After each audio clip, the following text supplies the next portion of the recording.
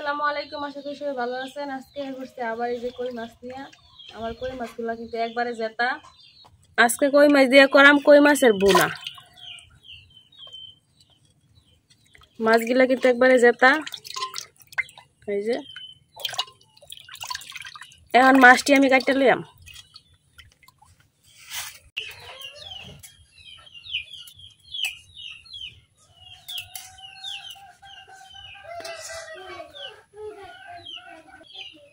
মাছটি এখন আমি কাটতে লইতেছি।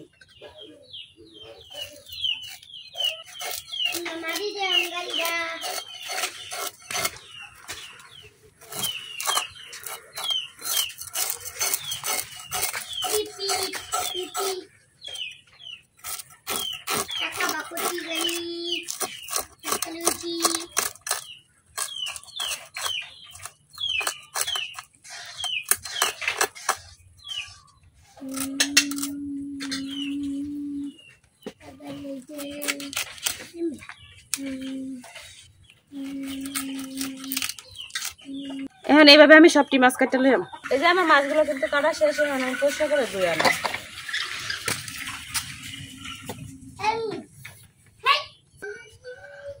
এই যে মাছটি কিন্তু আমি সুন্দরভাবে ধুয়ে আনছি। এখন এই যে মাছটির উপর দিয়ে আমি একটু কাটা দিয়ে লইলাম, নাইলে কিন্তু মশলা ভিতরে ঢুকতো না, মাছটি খাইতে একদম ভালো লাগতো না। এই যে এইভাবে আমি মাঝখান দিয়ে একটু কাটা লইতেছি, তাহলে কিন্তু মশলাটা ভিতরে ঢুকবে। মাছটি যেহেতু আমি আস্তা রাখাম, সবটি মাছই আমি এভাবে ছিঁড়ে লইতেছি। দেখেন মাছের পেটে কিন্তু ডিম আছে। এই যে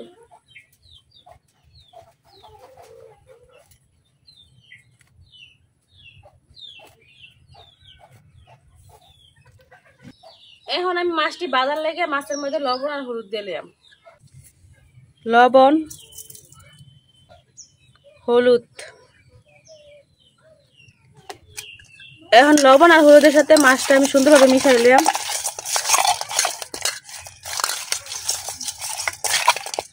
এই যে আমার মাছটা কিন্তু লবণ আর হলুদের সাথে মিশানি হয়ে গেছে।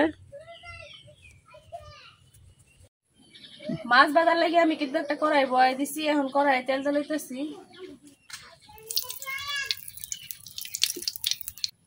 এখন কড়াইয়ের মধ্যে একটু লবণ দিয়ে দিতেছি।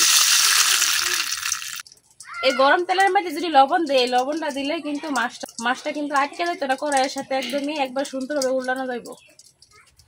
এই যে আমার তেলটা কিন্তু গরম হয়ে গেছে। এখন আমি মাছটি দিয়ে লইতেছি।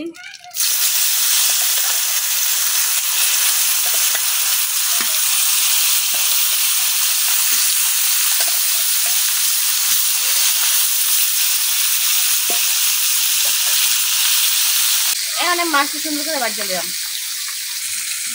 আমার মাছটি কিন্তু এক পিস ভাজা হয়ে গেছে। এখন আমি উল্টাই দিতেছি।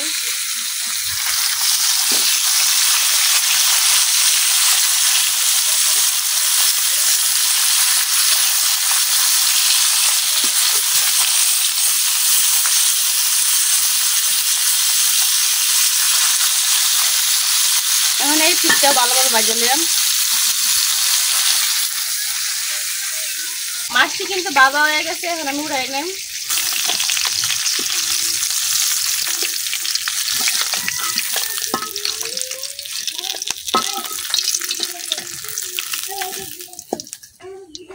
এখন এই মাছ ভাজা তেলের মধ্যে আমি দিয়ে দিলাম বাইটে রাখা পেঁয়াজ।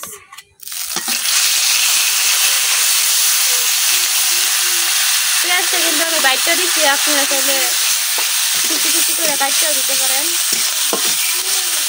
পেঁয়াজটা বাইটটা দিলে ঝুলটা একটু গাঢ় হয়, এই জন্য আমি বাইটটা দিচ্ছি। এই যে আমার পেঁয়াজটা কিন্তু ভাজা হয়ে গেছে। আমি এখন পেঁয়াজের মধ্যে দিয়ে দিলাম বাইটে রাখা আদা রসুন।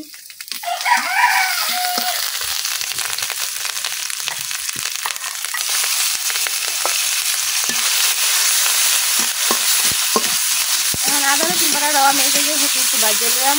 আদা রসুনের কাঁচা গন্ধটা যাওয়া পর্যন্ত। এখন আমি এই পর্যায়ে দিয়ে দেব একটু পানি।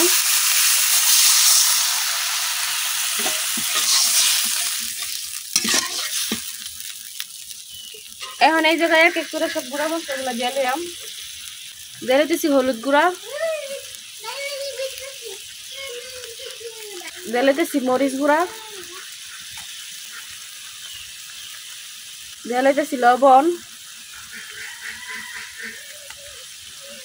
দেয়া লইতেছি ধনিয়ার গুঁড়া।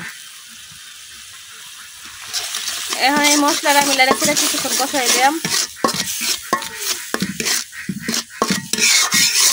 মশলাটা কিন্তু কষানো হয়ে গেছে, সেটা কিন্তু একদমই তেল ছেড়ে দিচ্ছে।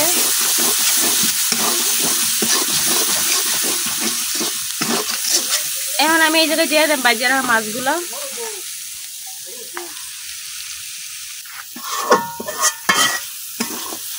আমি লাগাই ছাড়া কিন্তু মাছের সাথে মশলাটাও কষাই নিচ্ছি। এখন এই পর্যায়ে দিয়ে দেব একটু পানি।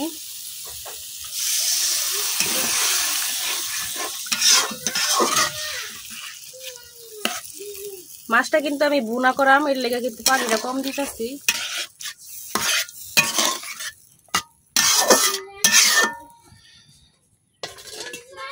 এখন ডাইকা রান্না করে নাম।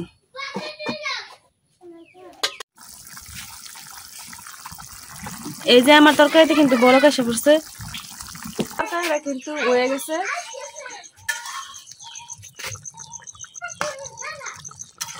এই যে ঝুলটা কিন্তু দেখে বুঝতেছেন কতটা গাঢ় হয়েছে। আর মাছ বোনা কিন্তু একেবারে রেডি। এখন আমি নামাই নিলাম। এই যে তৈরি হয়ে গেছে আমার মজাদার কই মাছ বোনা।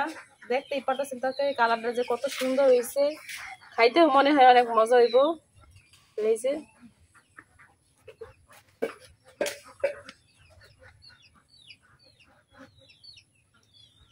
আজকে খায়া দেখাইলাম না, আপনারা যারা এখনো বাটা মশলা দিয়া কই মাছ বোনা খান নাই অবশ্যই খায়া দেখবেন। গ্যারান্টা যত সুন্দর, খাইতেও মনে হয় অতটা মজা হইব। আমি কিন্তু এইভাবে কই মাছ বোনা করে খাই, অবশ্যই খায়া দেখবেন। আর খায়া কমেন্টে জানাইবেন কেমন লাগে। সবাই ভালো থাকবেন, সুস্থ থাকবেন। আল্লাহ হাফেজ।